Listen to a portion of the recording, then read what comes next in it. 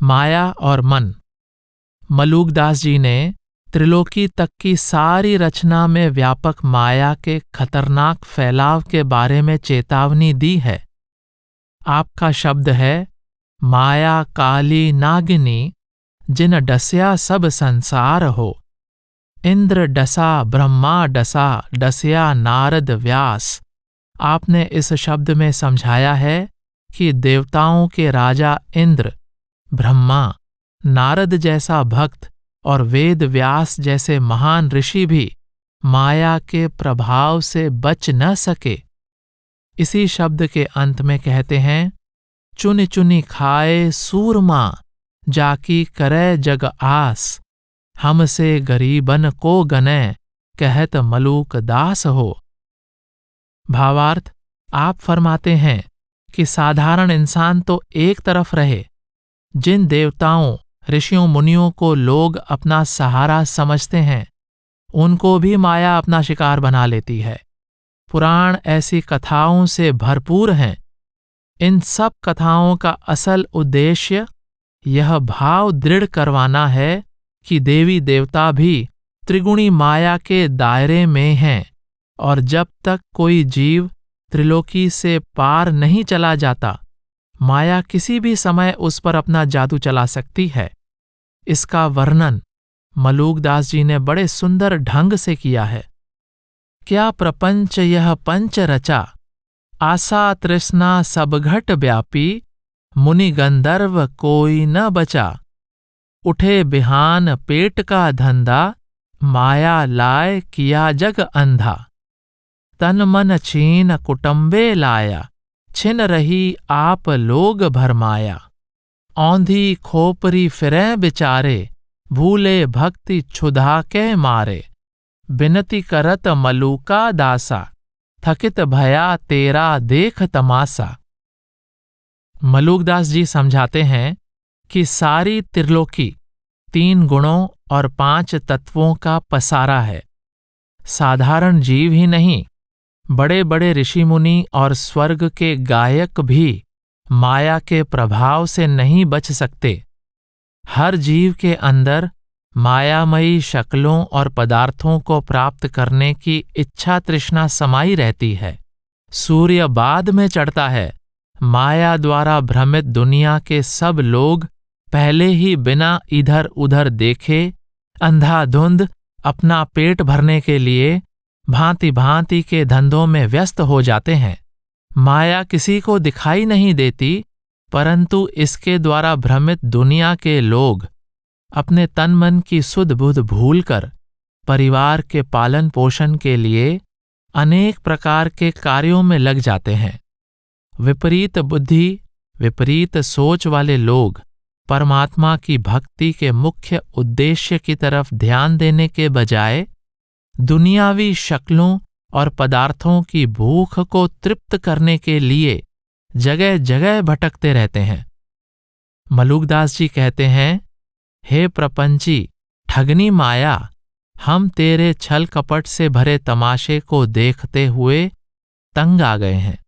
अब हम इस तमाशे से छुटकारा प्राप्त कर लेना चाहते हैं। माया क्या है? संत महात्मा समझाते हैं कि माया परमात्मा की वह शक्ति है जो दृश्यमान, परिवर्तनशील और नाशवान जगत के सत्य होने का तथा अदृश्य, अमर, अविनाशी और परिवर्तन रहित प्रभु के न होने का भ्रम पैदा करती है। धूप में चमक रही रेत पानी होने का भ्रम पैदा करती है। हिरन उस पानी से प्यास बुझाने के लिए पानी की तरफ दौड़ता है। जैसे जैसे वह उस काल्पनिक पानी की तरफ दौड़ता है, पानी अधिक दूर होता जाता है। हिरन उस कल्पित पानी के पीछे दौड़ते दौड़ते अपनी जान गंवा देता है। झूठ के सच होने का भ्रम पैदा करना माया का एक छल है। बादल सूर्य को ढक लेता है, जिस कारण सूर्य के न होने का भ्रम पैदा हो जाता है। गुरु अमरदास जी की वाणी है, एह माया मोहणी जिन ऐत भरम भुलाया। माया ते मोहिणी तिने कीती, जिन ठगौली पाया। अर्थात मनमोहिनी माया परमात्मा द्वारा पैदा की गई है। जिस तरह ठग राहगीर को बूटी सुंघाकर बेहोश करके लूट लेते हैं, माया अज्ञानी जीवों को अपने भ्रम जाल में फंसाए रखती है। गुरु साहिब फरमाते हैं, एह माया जित हर विसरै, मोह उपजै भाव दूजा लाया। कह नानक गुर प्रसादी, जिना लिव लागी, तिनी विचय माया पाया। गुरु साहिब समझाते हैं कि माया हरि को भुला देती है और एक परमेश्वर के प्रेम के बजाय हृदय में अनेक सांसारिक शक्लों और पदार्थों का मोह उत्पन्न कर देती है। जो भाग्यशाली जीव सतगुरु की कृपा से अपनी लिव अंदर परमेश्वर के नाम से जोड़ लेते हैं, वे माया के प्रभाव से निर्लिप्त हो जाते हैं और उनको परमात्मा से मिलाप का सौभाग्य प्राप्त हो जाता है। माया परमात्मा द्वारा सृजित संसार के खेल का आवश्यक अंग है। जीव कुल मालिक की मौज से ही मायामय जगत का हिस्सा बनता है और उसकी मौज यानी दया से ही इसके प्रभाव से मुक्त होकर उससे मिलाप कर सकता है। हमसे जन लागे तू माया, थोड़े से फिर बहुत होएगी, सुनि पैहें रघुराया। अपने में है साहिब हमरा, अजहूं चेतु दीवानी, काहू जन के बस परिजय हो, भरत मरहूगी पानी। तरह्वें चितै लाज करु जन की, डारू हाथ की फांसी।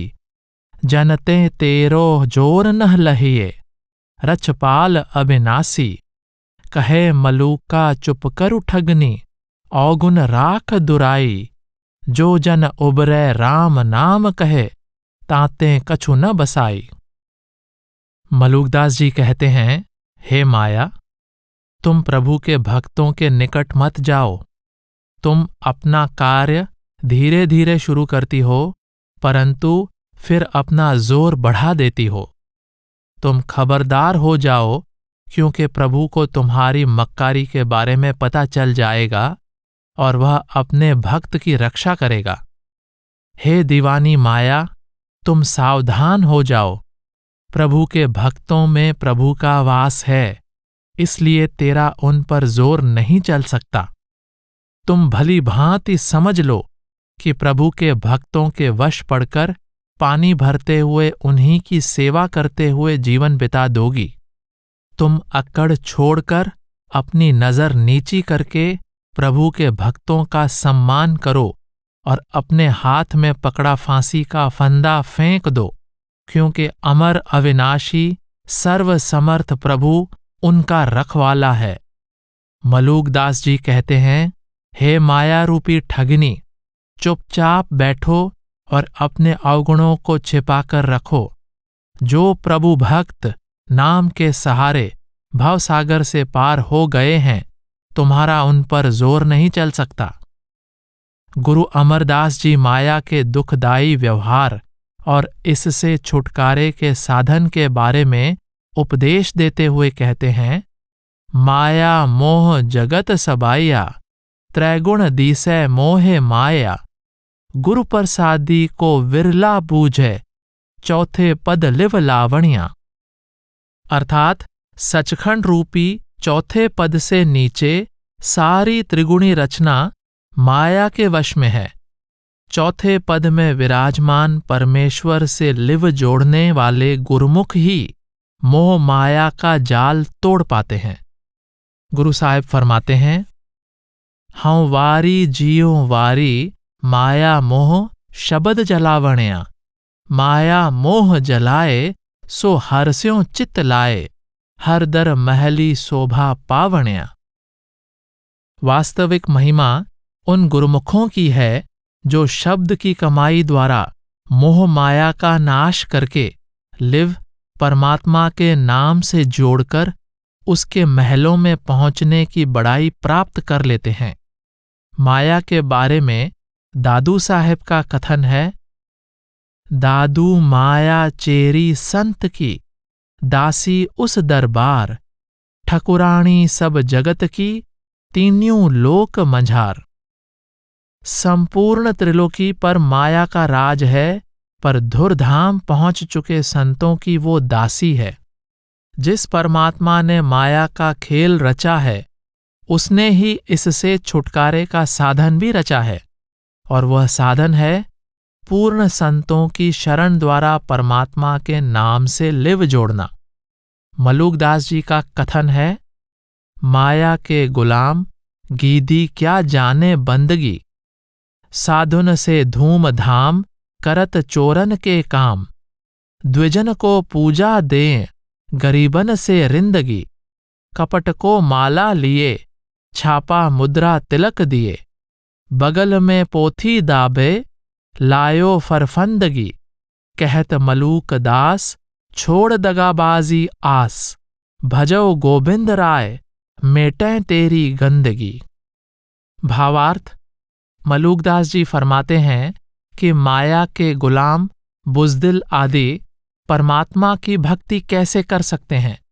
माया के दास दिखावे के लिए बढ़ चढ़कर साधुओं की संगति में जाते हैं, परंतु काम चोरों वाले करते हैं।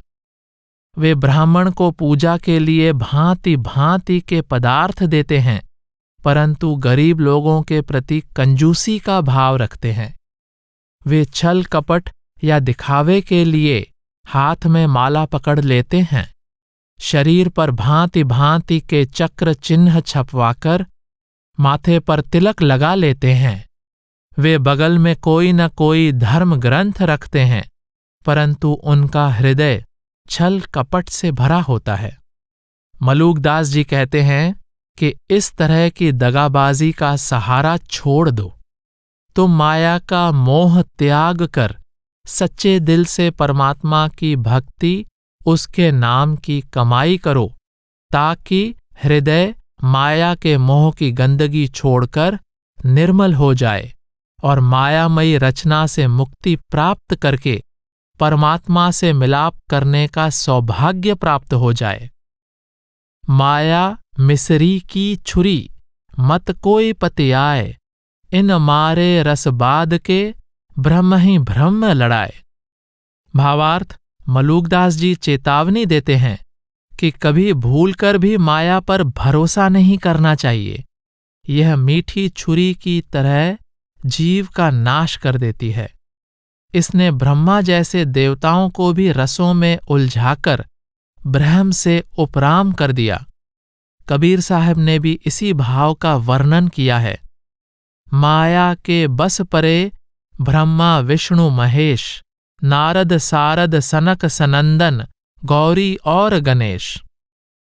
मायावी पदार्थों से बचने के लिए बाबा फरीद चेतावनी देते हैं, फरीदा एविस गंदला धरियां खंड लिवाड़, इक रोह दे रह गए इक राधी गए उजाड़। आप कहते हैं मायामय पदार्थ चीनी में लपेटे हुए विष के समान हैं। ये बाहर से बहुत रसदायक प्रतीत होते हैं, पर इनमें खचित इंसान शारीरिक, मानसिक और आत्मिक तबाही करके खाई में गिर जाता है। आप चेतावनी देते हैं कि जो लोग मायामय भोगों के विनाशकारी प्रभाव के बारे में सचेत हो जाते हैं, वे जीवन काल में परमार्थ की खेती तैयार कर लेते हैं। अन्य लोग पूर्व शुभ कर्मों की जो अनमोल पूंजी साथ लाए थे, उसे भी व्यर्थ नष्ट कर जाते हैं। माया मगन महंत के तुम मत बैठो पास, कौड़ी कारण लड़ मरै कथनी कथय 50। भावार्थ, मलूकदास जी चेतावनी देते हैं कि जिस महंत के हृदय में माया की मस्ती छाई हुई है, भूलकर भी उसके नजदीक न जाओ। वह बाहर से तो बातें त्यागी की तरह करेगा, पर एक एक कौड़ी के बदले झगड़ा खड़ा कर देगा। राम नाम क्यों लीजै मन राजा, काहू भांति मेरे हाथ न आवे महाबिकट दल साजा। कई बार इन पैंडे चलते लश्कर लूटा मेरा, चहुँ जुग राज बिराजी करता, अदब न माने तेरा। ये ही सब घट धुंध मचावे, मारे रैयत खासी, काहू नृप को नजर न आने, एते मान मवासी। कह मलूक जिय ऐसी आवे, छलबल करी ये ही गहिए, इस ही मार काया गढ़ लेके, तब खासे घर रहिए। भावार्थ, मलूकदास जी चेतावनी देते हैं कि जीव के अंदर बैठा मन माया का सबसे खतरनाक हथियार है। यह माया के वफादार कारिंदे की तरह राज करता है।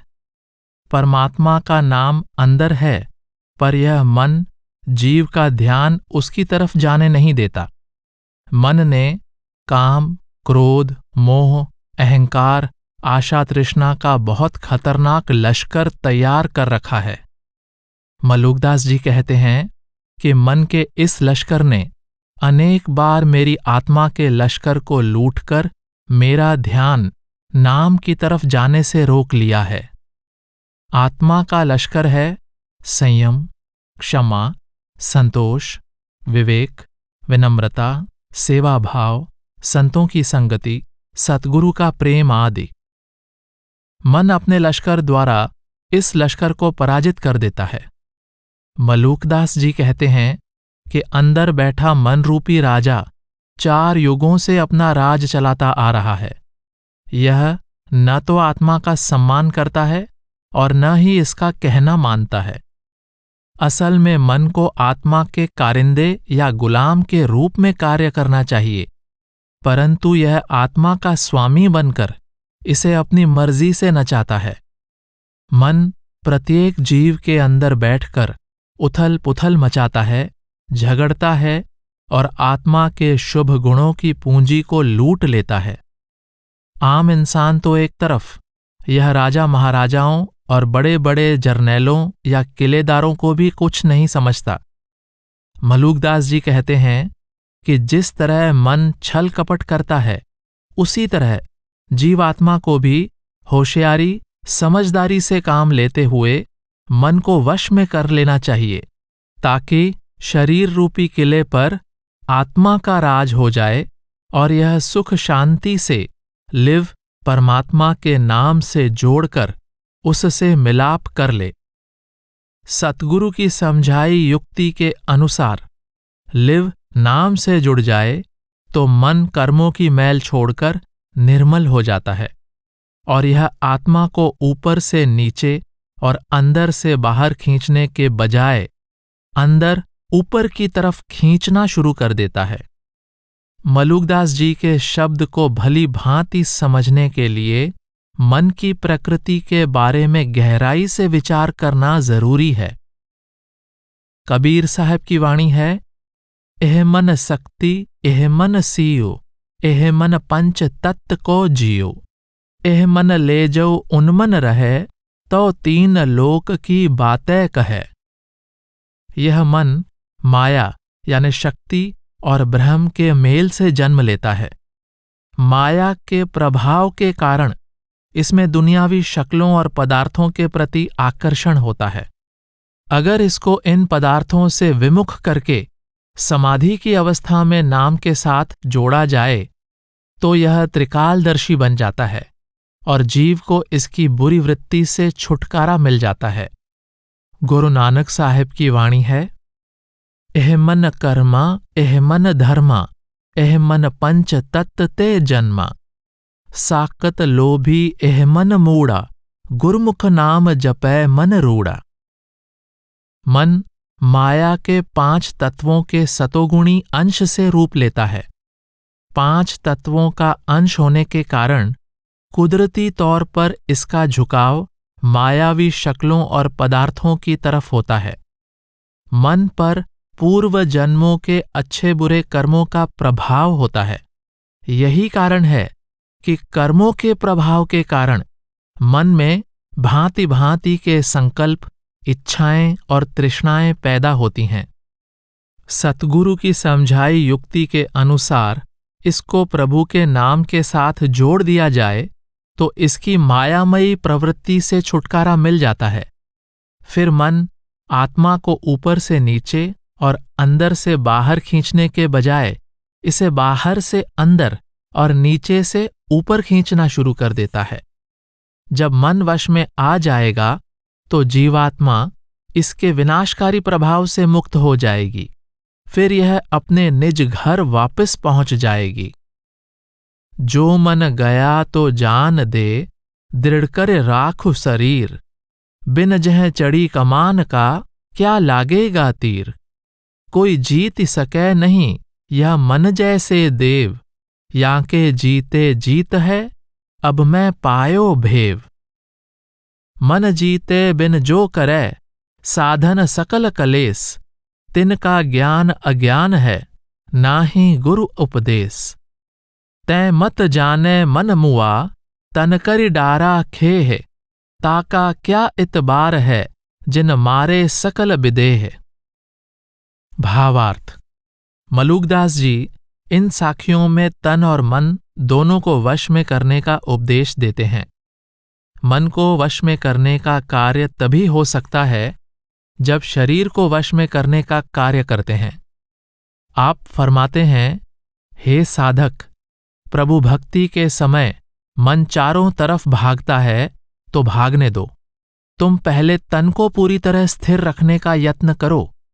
जब तक धनुष की डोरी पूरी तरह न खींची हो, तीर ठिकाने पर नहीं लग सकता। आप फरमाते हैं कि मन बहुत बलवान है, इसे वश में कर पाना आसान नहीं है। मुझे परमार्थ के इस रहस्य की समझ आ गई है कि मन पर विजय प्राप्त करने से ही परमात्मा के साथ मिलाप के उद्देश्य में सफलता प्राप्त हो सकती है। मलुकदास जी चेतावनी देते हैं कि जो व्यक्ति सतगुरु के उपदेश के अनुसार प्रभु की भक्ति नहीं करता, वह बाकी जितने चाहे साधन अपना ले, कभी भी मन को नियंत्रित करने में कामयाब नहीं हो सकता। सतगुरु की समझाई युक्ति के बिना मन को वश में करने का हर प्रकार का ज्ञान कोरी अज्ञानता है। आप समझाते हैं कि इस भ्रम का शिकार नहीं होना चाहिए कि शरीर को भस्म कर लो तो मन वश में आ जाएगा। मन ने तो शरीर रहित देवी देवताओं को भी अपना शिकार बना लिया। इन साखियों में मलुकदास जी साधना के बारे में दो सुंदर संकेत देते हैं। पहला ये कि ध्यान के अंदर स्थिर होने के लिए तन और मन दोनों का स्थिर होना आवश्यक है। रूहानी साधनों की शुरुआत तो तन की स्थिरता से होती है, परंतु तन की स्थिरता के साथ ही मन की स्थिरता भी जरूरी है। कबीर साहब का कथन है, तन थिर मन थिर, बचन थिर, सुरत निरत थिर होए, कह कबीर इस पलक को कल्प न पावे कोय। आप समझाते हैं कि यदि तन और मन पूरी तरह से स्थिर हो जाएं और अंदर शब्द की ध्वनि को सुनने वाली सुरत और शब्द के प्रकाश को देखने वाली निरत स्थिर हो जाए, तो अंदर से वह प्राप्ति हो जाती है जो अस्थिर तन एवं मन द्वारा अनंत काल तक की गई भक्ति से नहीं हो सकती।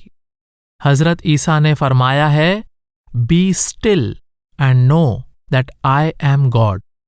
आप कहते हैं, स्थिर हो जाओ ताकि तुम्हें पता लग सके कि तुम ही परमात्मा हो। आपका भाव है कि जो साधक तन और मन को स्थिर कर लेता है, उसे समझ में आ जाता है कि मैं ही परमात्मा हूं।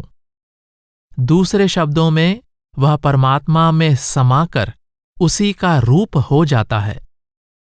मलुकदास जी दूसरा महत्वपूर्ण संकेत यह करते हैं कि मन जब भी वश में आता है, सतगुरु की समझाई युक्ति पर अमल करने से ही आता है। स्वामी जी महाराज का शब्द है, धुन सुनकर मन समझाई।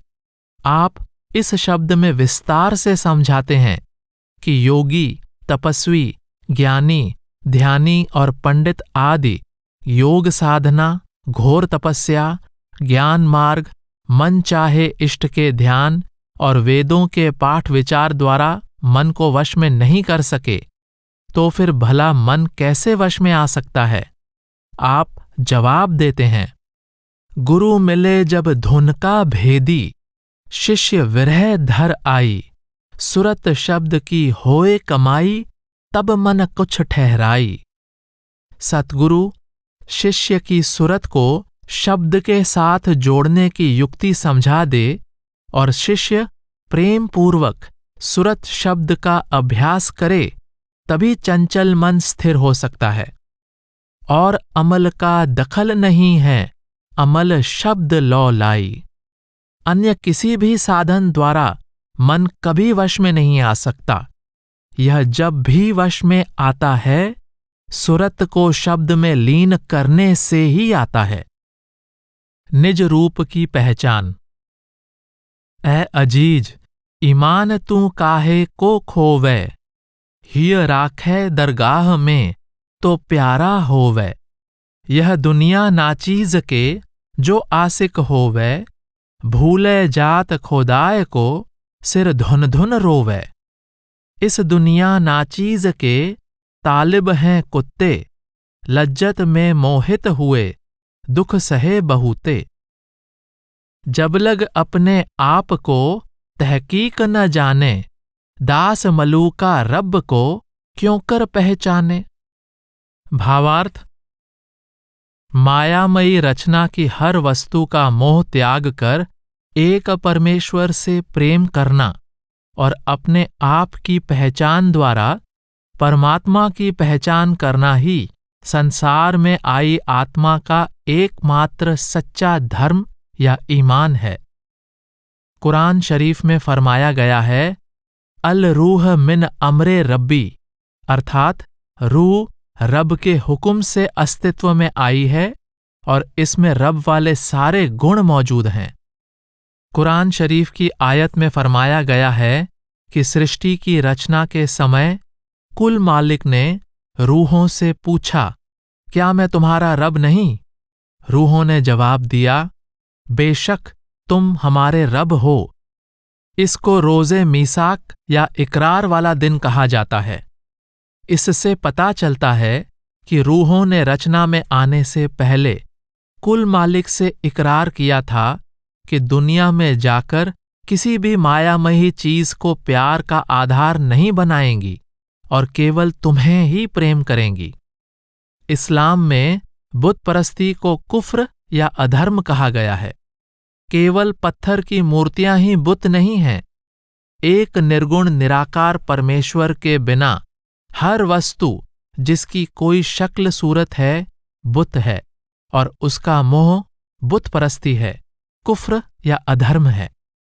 मलूकदास जी अज्ञानी जीव को सावधान करते हैं कि तुम अपना धर्म क्यों गवा रहे हो। तुम अपना हृदय सदा कुल मालिक की दरगाह में रखो ताकि उसके प्यारे बने रहो।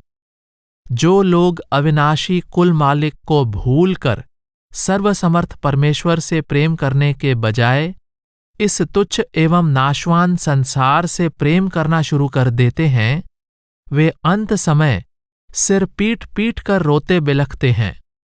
मलूकदास जी सख्त चेतावनी देते हुए कहते हैं कि जो लोग इस तुच्छ क्षणभंगुर दुनिया के चाहवान बनकर इसके विषय विकारों के रस में लिप्त रहते हैं, वे उस कुत्ते के समान हैं जो एक मालिक का दर छोड़कर दर दर भटकता फिरता है।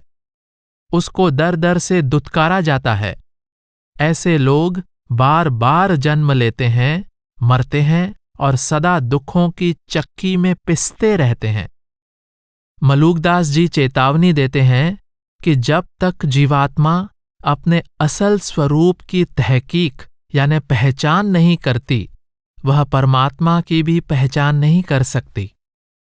संतजन समझाते हैं कि अपने असल स्वरूप की पहचान का अर्थ है आत्मा को मन एवं इंद्रियों से अलग करना।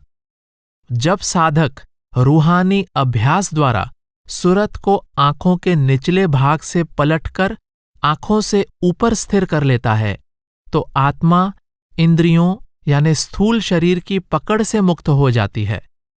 जब अंदर आंखों से ऊपर स्थिर हुई सुरत शब्द की डोर के सहारे दूसरे रूहानी मंडल त्रिकुटी को पार कर जाती है, तब मन त्रिकुटी में लीन हो जाता है।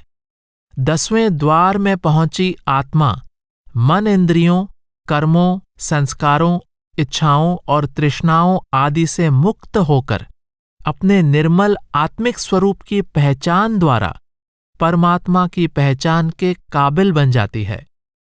आत्मा के निज स्वरूप की पहचान ही इसके स्रोत परमात्मा की पहचान का मूल आधार है।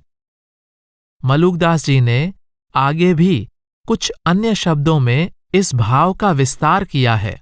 आप फरमाते हैं, आपा खोज रे जिय भाई, आपा खोजे त्रिभुवन सूझे, अंधकार मिट जाई, जोई मन सोई परमेश्वर, कोई बिरला अबदू जाने, जौन जोगी सुर सब घट व्यापक, सो यह रूप बखाने।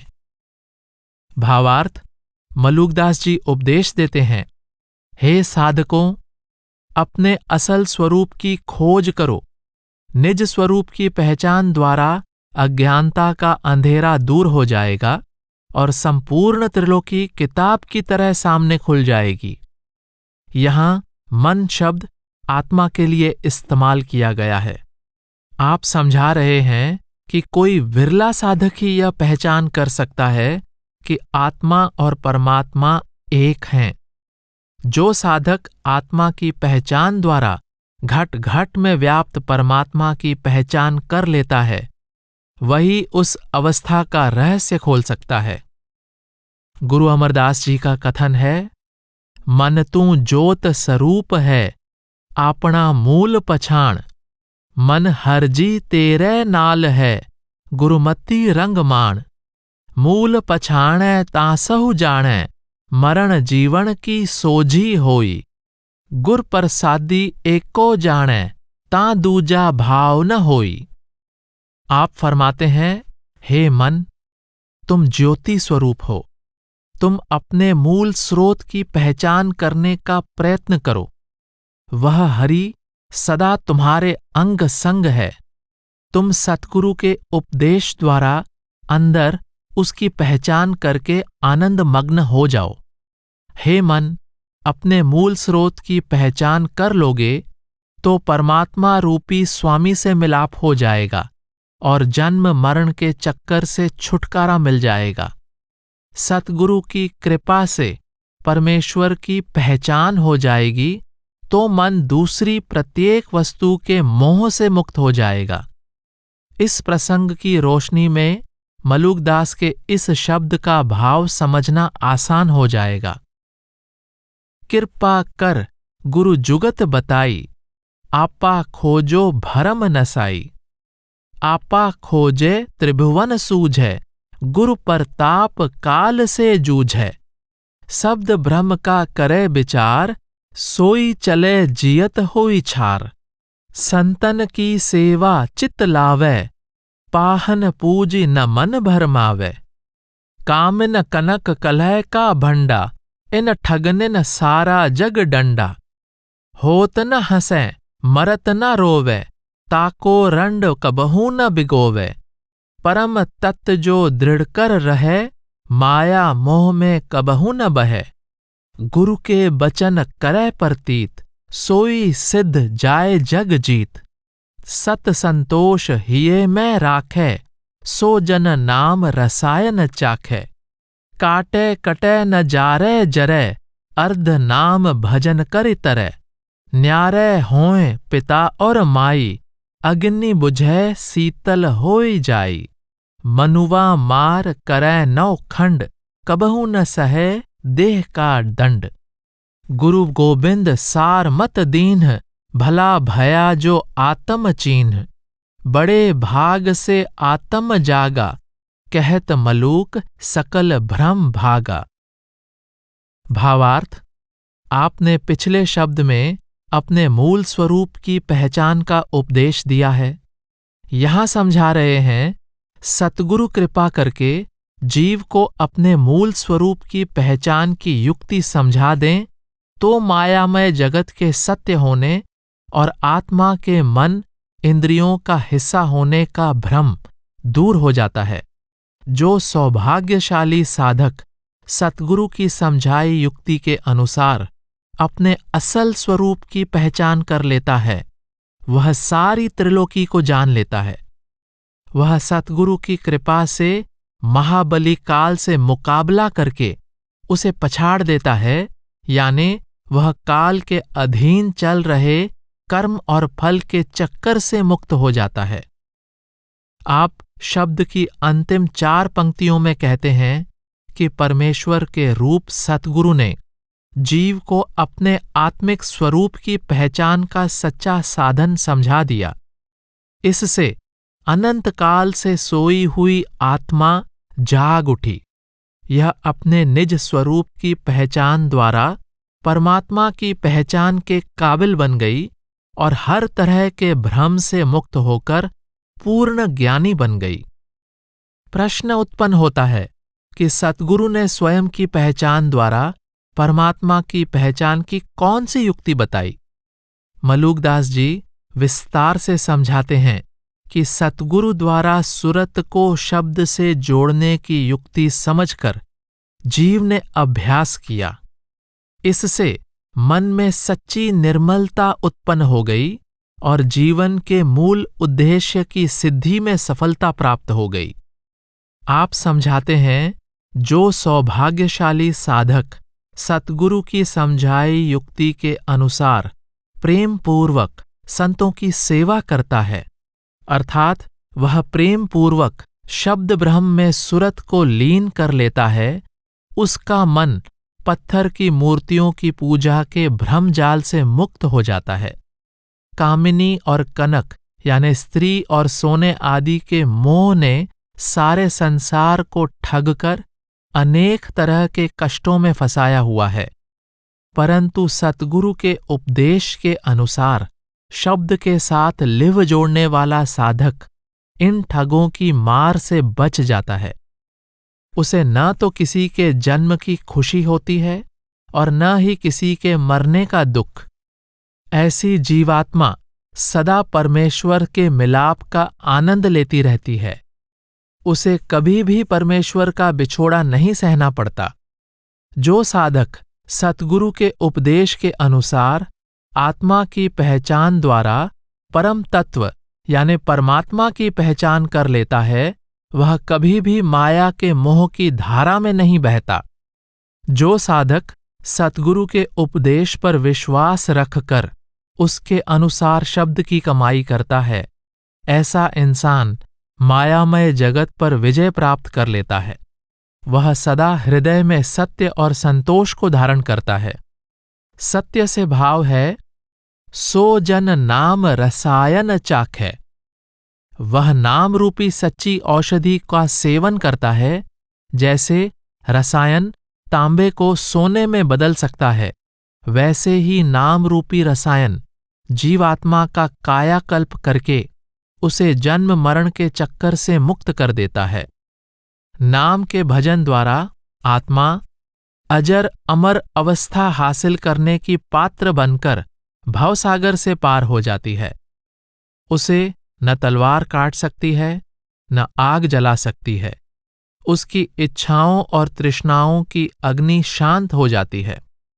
ऐसे जीव के माता पिता भी धन्य हैं, जो साधक सतगुरु की समझाई युक्ति के अनुसार नाम यानी शब्द द्वारा मन को मारकर इसके टुकड़े कर देता है। वह बार बार देह धारण करने और दुख कष्ट सहने के चक्कर से मुक्त हो जाता है। शब्द की कमाई करने से अनंत काल से सोई हुई आत्मा जाग जाती है और इसके सभी संशय भ्रम पंख लगाकर उड़ जाते हैं। यह अवस्था निराकार परमेश्वर के साकार रूप सतगुरु की समझाई युक्ति के अनुसार आत्मा के निज स्वरूप की पहचान द्वारा परमात्मा की पहचान करने से प्राप्त होती है।